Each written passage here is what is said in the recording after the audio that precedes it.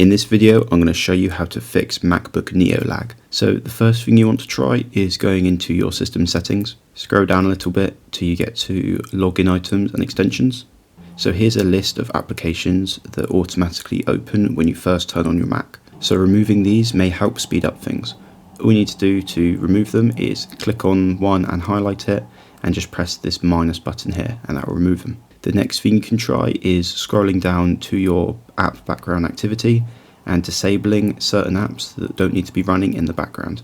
So the next thing you can try is clicking back on General, going to Software Update. You want to make sure your MacBook is updated to the latest software. Next thing you want to do is press General again, go to Storage, and here you can see how much storage is actually being used on your Mac. So as you can see, a good majority of mine is applications. So you may find you have some apps you don't actually use that you can remove to help free some space up. So if you click on this little eye icon here, you can see all the apps that are downloaded on your MacBook. So as you can see here, I've got The Sims 4, which takes 28 gigs of space up on my MacBook, which is obviously quite a bit. So what we can do is remove that by just pressing delete here.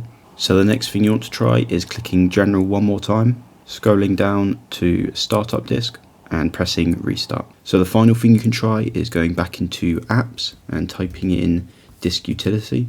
Now if you press first aid, your MacBook Neo will check for errors and then repair when necessary.